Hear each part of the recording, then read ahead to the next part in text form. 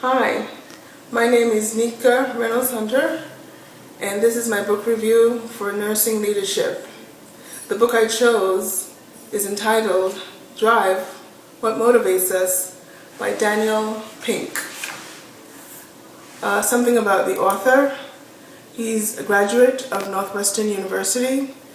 He also attended and graduated from Yale Law School and was the chief editor of the Law Policy Review, and also worked in a lot of positions in Washington, D.C., specifically being the chief speechwriter for Vice President Al Gore.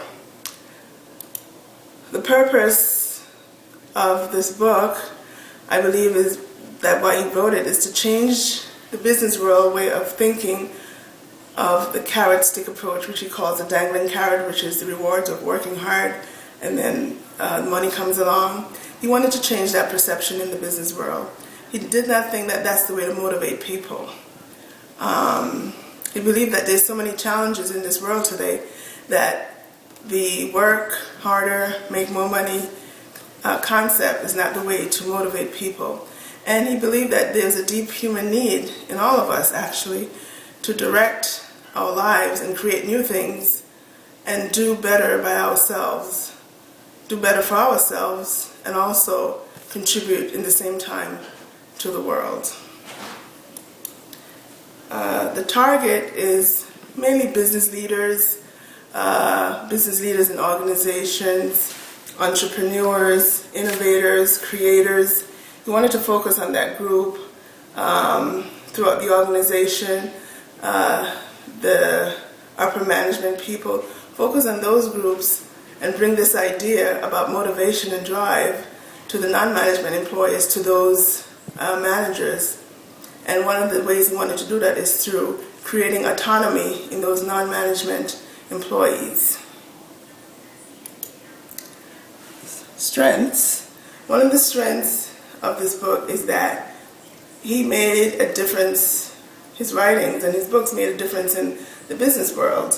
And one example that he used is the Google Corporation, where most of the work is done, 80% of the work is done away from the desk, 20% of the work is done at the desk. So he's saying that the creativity, the innovation, and so forth at Google is done by the employees who are away from their desk, being autonomous, being creative, being able to give them time to go out and play a game or play puzzles, do puzzles, and so forth.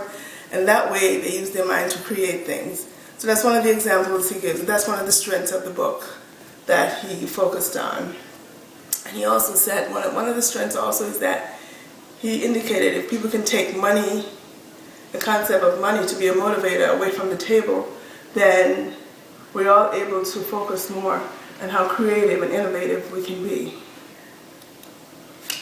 One of the shortcomings is that there was a lot of redundancy. He used the Tom Sawyer effect a lot. But I understand why he used it, and so forth.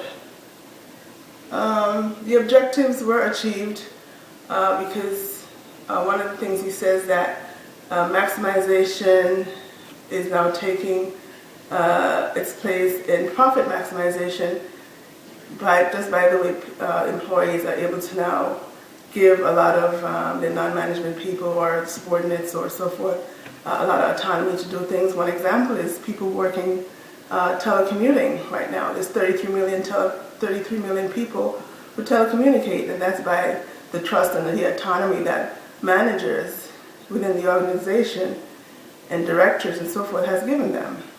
So that's one plus. That's one thing that really, really stands out in the book. Recommendations, I would recommend this book to managers, upper management, a lot of corporations, businesses who want to change their status quo. This would be a good book for them to read, to implement with their employees. Thank you.